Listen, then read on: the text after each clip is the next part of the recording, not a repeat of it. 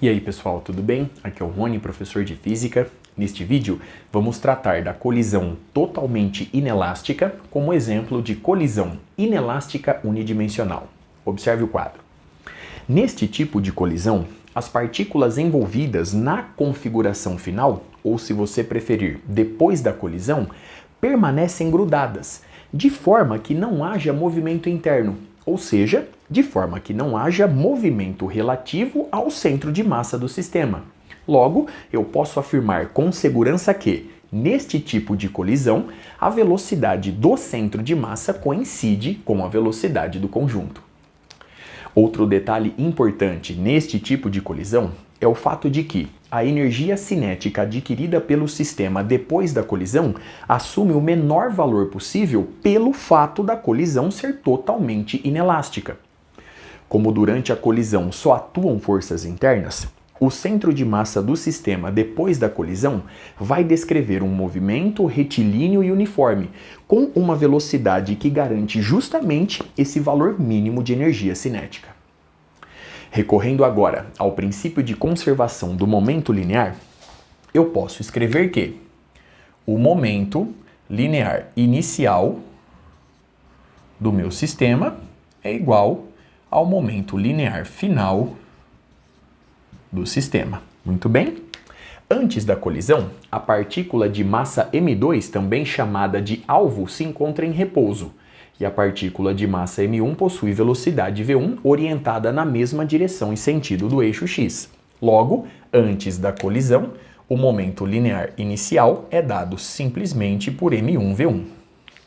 Depois da colisão, as partículas permanecem grudadas, se movendo na mesma direção e sentido do eixo x com sua velocidade respectiva.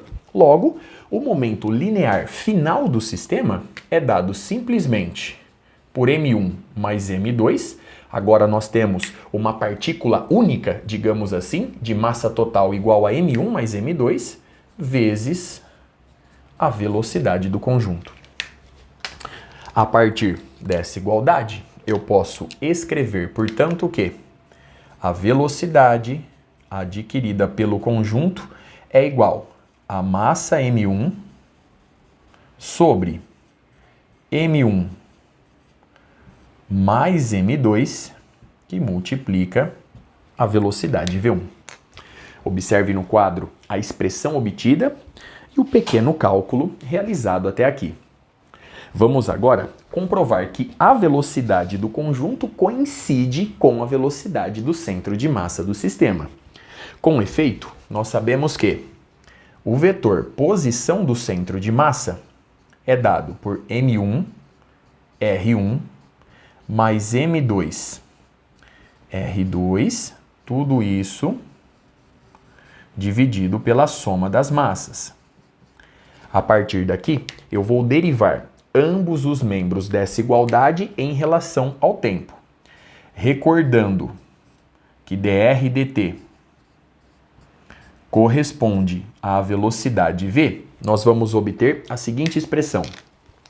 A derivada em relação ao tempo do vetor posição do centro de massa, que representa justamente a velocidade do centro de massa, é igual a M1, que multiplica a derivada do vetor posição R1 em relação ao tempo t, que corresponde à velocidade v1, mais M2 vezes a derivada do vetor posição R2 em relação ao tempo t, que é justamente v2, sobre M1 mais M2. Portanto, nós temos M1 V1 mais M2 V2, tudo isso dividido por M1 mais M2. Observe a expressão obtida e o pequeno cálculo realizado. Agora, note o seguinte, a velocidade V2 é igual a zero. Consequentemente, este termo se anula. Logo, eu posso escrever, portanto, que a velocidade do centro de massa é igual a M1 V1 sobre M1 mais M2. E, portanto, a velocidade do centro de massa é dada por M1 sobre M1 mais M2 que multiplica a velocidade V1 como deve ser. Observe no quadro mais uma vez a expressão obtida e o pequeno cálculo realizado até aqui.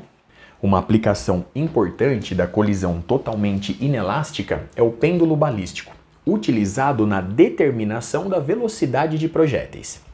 Ele funciona da seguinte forma: um projétil de massa mzinho é disparado na horizontal e para a direita com velocidade v1.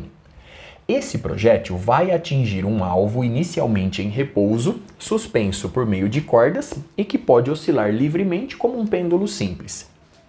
Quando o projétil colide com o alvo de massa mzão, o projétil se aloja em seu interior. E com isso, o sistema se eleva de uma determinada altura hzinho, conforme eu ilustro no quadro.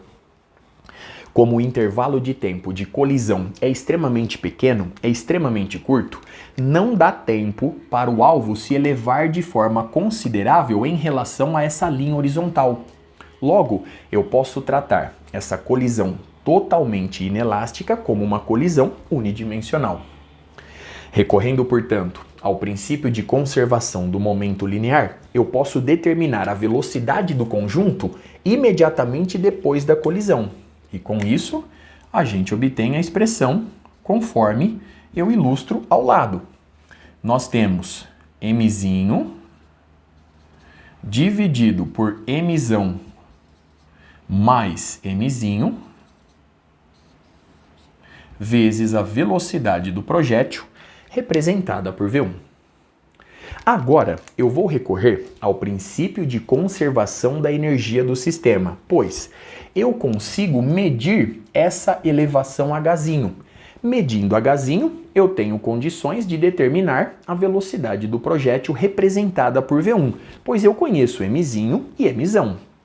Portanto, eu posso escrever que a energia do sistema imediatamente depois da colisão, que eu vou representar por energia inicial, tem que ser igual à energia do sistema na posição final que eu aqui ilustro. Muito bem? A energia do sistema no início é puramente energia cinética, pois o meu nível de energia potencial igual a zero coincide com essa reta horizontal. Logo, a energia do sistema no início é a massa do sistema vezes a velocidade imediatamente depois da colisão ao quadrado sobre 2. E isso é igual.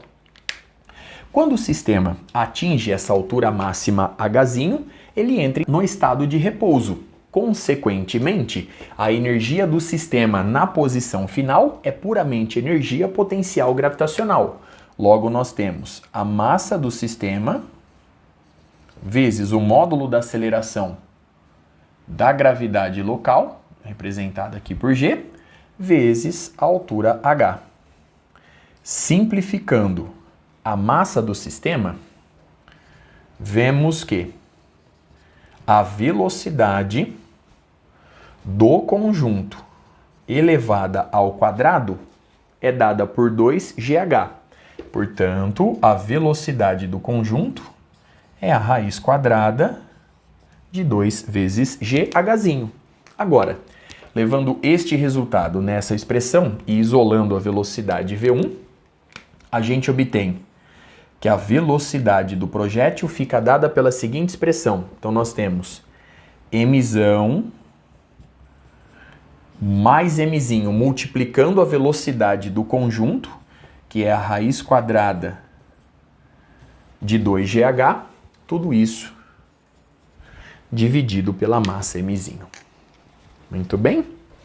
Observe no quadro uma última vez as expressões obtidas, toda a discussão realizada.